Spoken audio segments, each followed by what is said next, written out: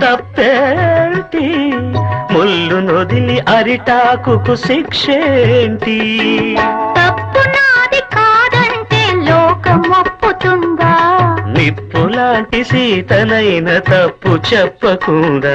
అది కథే కదా, మన కథ నిజం కాదా? అది కథే కదా, మన కథ నిజం కాదా?